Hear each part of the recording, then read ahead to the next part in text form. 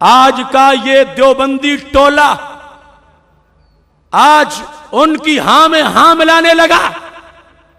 اس وقت شبیر احمد عثمانی نے ملک عبدالعزیز سے بحث کی, نجدی علماء سے بحث کی, یعنی ان کی اعتقادی دوسری غلطیاں کفریات جو اپنی جگہ, اور برکت اور تبرک کے عقیدے پر جھگڑا کر لیا وہاں جا کے. بخاری شریف میں بھی وہ حدیث شریف ہے حضرت اتبان بن مالک کی, اور مسلم شریف میں بھی ہے. چونکہ وہ پہلے بیان کر چکا ہوں, اب تفصیل سے بیان نہیں کروں گا, صرف اس پر ایک اور حوالہ پیش کرنا چاہتا ہوں. حضرت اتبان بن مالک رضی اللہ تعالیٰ عنہ مدینہ شریف میں رہتے تھے. نظر کمزور ہو گئی یا ایک روایت میں نبینا ہو گئے, تو محبوب علیہ السلام سے کہا میرے گھر میں تشریف لاؤ, محبوب ایک جگہ نماز پڑھو, میں ہمیشہ مسجد بنا لوں گا. اس حدیث کو مسلم شریف میں جہاں ذکر کیا گیا ہے, مسلم شریف کی شرح جو شبیر احمد عثمانی دیوبندی نے کی ہے, اس نے اس شرح کے نیچے یہ لکھا ہے, یہ میرے ہاتھ میں فتح الملہم شرح صحیح مسلم اس کی جلد نمبر 2 ہے, وہاں یہ لکھا ہے. اور یہ بڑے پتے کی بات ہے, میں ہر موقع پر اس لحاظ سے بھی کوئی نہ کوئی دلیل پیش کرتا ہوں کہ کل یہ لوگ کیا تھے اور آج ریالوں کے شوق میں کیا بن گئے ہیں. اس جگہ اس کے حاشیے میں حضرت اتبان بن مالک کی حدیث کہ سرکار تشریف لائے, اتبان بن مالک سے پوچھا اینا تحب ان اصلی لکا, میں نے داتا صاحب یہ حدیث بیان کی تھی, اتبان تمہیں کہاں پسند ہے کہ میں تیرے لیے نماز پڑھوں. یہاں سے ثابت کیا ہوا, یہ لکھتے ہیں قال النووی, شبیر عثمانی نے لکھا کہ امام نووی کہتے ہیں فیہ التبرک بالصالحین و آثارہم, اس سے پتا چلا کہ نیک لوگوں سے اور ان کی نشانیوں سے تبرک حاصل کرنا چاہیے. آج ایک طبقہ کہتا صرف اللہ کے نبی علیہ السلام کا جائز ہے, وہ بھی مخصوص طریقے سے. یہاں کیا لکھا انہوں نے کہ التبرک بالصالحین و آثارہم, صالحین اور ان کے آثار سے تبرک. والصلاة فی المواد التی صلوا بہا, اور نماز وہاں پڑھنی جہاں نیک بندوں نے نماز پڑھی تھی, خواہ وہ انبیاء علیہ السلام ہیں خواہ وہ اولیاء ہیں, ان سے برکت حاصل کرنا, ان کے قدموں کی جگہ سے برکت حاصل کرنا, برکت کے لیے وہاں نماز پڑھنا, جس پر آج ان کا ابو جہل والا فتویٰ ہے. امام نووی نے کہا اس حدیث سے یہ ثابت ہوتا ہے کہ جہاں وہ نماز پڑھیں تو وہاں نماز پڑھنے سے ثواب زیادہ ملتا ہے. اور اس کے ساتھ کہا وَتَتَبُّعُ ابْنِ عُمَرَ آثَارَ النَّبِيِّ صلی اللہ علیہ وسلم وَصَلَاتُهُ فِي مَوَادِ صَلَاتِهِ صلی اللہ علیہ وسلم. کہتے ہیں حضرت عبداللہ بن عمر, جو بخاری میں حدیث شریف ہے, مکہ شریف سے مدینہ شریف جاتے ہوں, مدینہ شریف سے مکہ شریف جاتے ہوں, اس جگہ نماز پڑھتے ہیں جہاں کبھی نبی علیہ السلام نے پڑھی تھی. یہ سب کچھ ذکر کرنے کے بعد اب شبیر عثمانی کیا لکھتا ہے, فَهَذِهِ النُّصُوصُ كُلُّهَا تَدُلُّ عَلَى مَشْرُوعِيَّةِ التَّبَرُّكِ بِآثَارِ الصَّالِحِينَ وَمَوَادِعِ صَلَاتِهِمْ إِذَا خَلَا مِنْ غُلُوِّ الْغَالِينَ وَتَعَمُّقِ الْمُتَعَمِّقِينَ. کیسے پتا چلا کہ نیک لوگوں کے آثار سے برکت حاصل کرنا جائز ہے اور ان کی نماز کی جگہوں سے برکت حاصل کرنا جائز ہے, جبکہ غلو نہ ہو, برکت میں کوئی حرج نہیں ہے. اس کے بعد کہتا ہے وَقَدْ تَكَلَّمْنَا مَعَ السُّلْطَانِ عبد العزیز ابن فیصل من آل سعود. شبیر عثمانی کہتا ہے ہم نے سلطان عبدالعزیز, جس کے نام پہ اب دروازے رکھے گئے ہیں, وہ عبدالعزیز خود زندہ تھا. شبیر عثمانی نے کہا کہ ہم نے اس سے بات کی. وما اکبر علماء النجود, اور بڑے بڑے نجدی علماء بھی موجود تھے. واشہرہم عبداللہ بن بلہد, اور عبداللہ بن بلہد جو سب سے بڑا ان کا اس وقت کا مفتی تھا وہ بھی موجود تھا. فی ہذہ المسئلہ, برکت اور تبرک کے مسئلے میں ہم نے وہاں بحث کی. سلطان ملک عبدالعزیز بن فیصل وہ خود وہاں پہ موجود تھا, اور ہم نے اس سے آل سعود کے اس حکمران سے ساری باتیں کی. یہ بات کب کی ہے؟ کہتے ہیں فی سنت 44 و 300 بعد الالف، 1344 ہجری کی بات ہے، تقریباً 1 صدی پہلے کی بات سنا رہا ہوں. اور تبدیلی اب کتنی آ گئی ہے. آج کا یہ دیوبندی ٹولہ آج ان کی ہاں میں ہاں ملانے لگا. اس وقت شبیر احمد عثمانی نے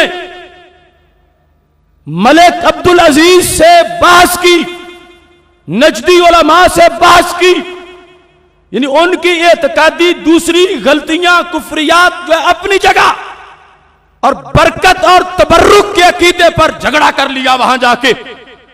اور لکھتا ہے یہ شرح مسلم کے اندر، یہ کب کی بات ہے؟ ہی نہ نزل نہ مکہ تھا، جب ہم مکہ شریف گئے تھے. وَكُنَّا مِن مندوبی جمعیت العلماء الہندیہ فی مؤتمر العالم الاسلامی، ہم جمعیت علماء ہند کے وفد میں گئے تھے اور مؤتمر عالم اسلامی کا پروگرام تھا، ہمیں بلایا گیا تھا.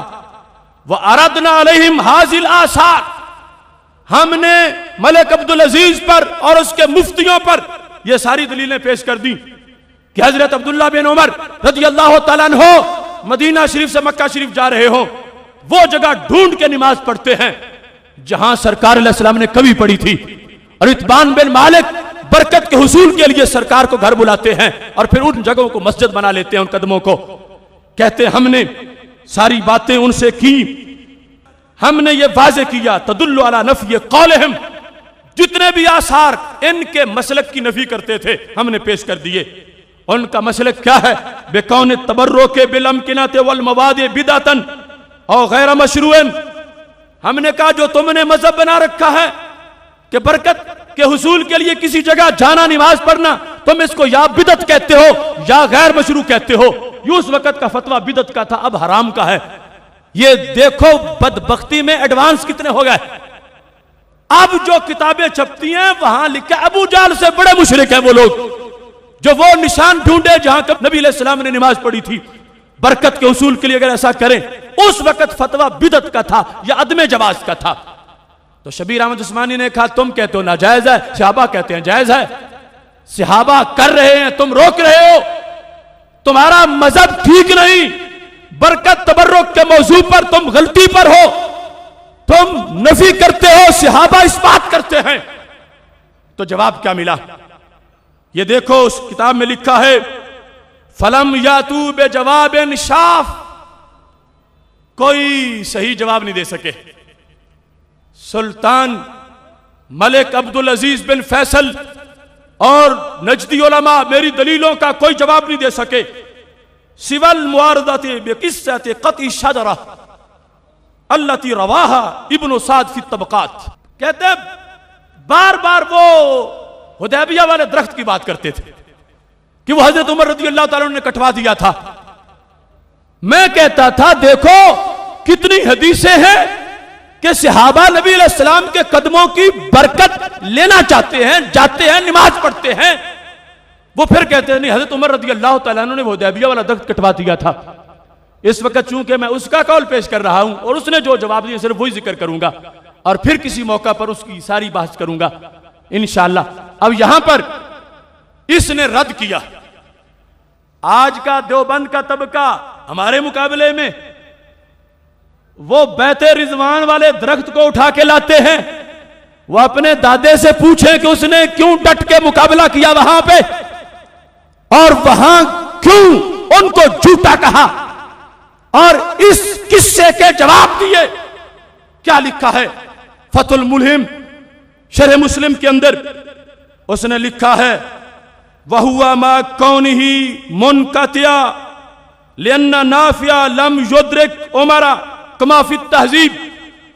کا یہ بیت رضوان والے واقعے کو ہمارے مقابلے میں تم پیش نہیں کر سکتے. پہلا جواب یہ ہے کہ یہ بات ہے ہی منقطع، یہ متصل ہی نہیں ہے. کیوں؟ کہا کہ اس کو حضرت نافع نے حضرت عمر رضی اللہ تعالیٰ عنہ سے روایت کیا ہے اور کہا تہذیب میں لکھا ہے کہ لِأَنَّ نَافِعَ لَمْ يُدْرِكْ عُمَرَ. حضرت نافع کی تو حضرت عمر سے ملاقات ہی نہیں ہوئی. جب ملاقات ہی نہیں ہوئی تو حدیث ہی منقطع ہو گئی، بات ہی منقطع ہو گئی، متصل ہی نہیں ہے. اور ہم جو پیش کر رہے ہیں وہ حدیثیں ہیں، متصل ہیں. لہذا وہ بیت رضوان والے درخت کی باتیں ہمارے سامنے نہ کرو. اور ساتھ یہ کہا لیس من المرفوع بل ہوا اجتہاد من عمر رضی اللہ تعالی عنہ. یہ تو سرکار کا فرمان ہی نہیں, یہ تو حضرت عمر رضی اللہ تعالی عنہ کا قول ہے. ادھر سرکار کا فرمان ہے. جب حضرت اتبان بن مالک نے کہا تھا کہ محبوب آپ میرے گھر تشریف لائیں, نماز پڑھیں, میں مسجد بنا لوں گا, تو سرکار فرماتے اگر تم نے میرے قدموں پہ مسجد بنانی ہے پھر میں نہیں جاؤں گا, تم تو پھر شرک شروع کر دو گے معاذ اللہ, نماز پڑھو گے میری یاد تمہیں آئے گی. اگر ان کی بات سچی ہوتی تو سرکار روک دیتے. دعوت کا موضوع باقاعدہ بیان ہوا تھا, سرکار پھر قبول کر کے گئے, نفل پڑھے, مسجد بنی. تو شبیر عثمانی نے کہا ادھر سرکار کا فرمان ہے, ادھر تم حضرت عمر رضی اللہ تعالیٰ عنہ کا قول پیش کر رہے ہو, تو یہ کوئی مقابلہ نہیں بنتا. یہ بات مرفوع نہیں. پہلا اعتراض تھا متصل نہیں, دوسرا تھا مرفوع نہیں, چونکہ یہ قول صحابی ہے, قول رسول علیہ السلام نہیں. اور ساتھ کہا حضرت عمر بھی ہمیں سر آنکھوں پہ, ہم ان کی بات بھی مانتے ہیں, لیکن فعلہ لمصلحۃ رآہا مرجحہ, یہ حضرت عمر رضی اللہ تعالی عنہ نے جو کام کیا تھا, کہا یہ اس وقت کا ایک عارضی حکم تھا. فلیس ہوا من بیان المسئلہ, یہ بیان مسئلہ نہیں تھا, یہ قیامت تک کی پالیسی نہیں تھی, یہ اس معین درخت کے لحاظ سے تھا. اس واسطے کہ تعین ختم ہو چکی تھی, اور تعین چونکہ ختم تھی تو اس واسطے وہ نیا کام جو ہے وہ شروع ہو گیا, اور اس کے لیے تعین چونکہ ختم ہو چکی تھی تو حضرت عمر رضی اللہ تعالیٰ عنہ نے ایسا کام کیا. اس وقت شبیر عثمانی نے وہ جو واقعہ پیش کیا جا رہا تھا حدیبیہ والے بیت رضوان والے درخت کا, اس کا بھی جواب دے کر ان کے دلائل مسترد کر دیے, اور کہا نہیں تم جھوٹے ہو اس مسئلے میں, سچ وہ ہے جو صحابہ کرام رضی اللہ تعالی عنہم کے پاس ہے. تو ہم یہ کہہ سکتے ہیں دنیا نے اپنے آپ کو بدلا گھڑی گھڑی, ایک ہم اہل عشق ہیں جہاں تھے وہیں رہے, جو کل جھگڑے تھے وہاں جا کر آج بگڑے ہیں کہاں جا کر.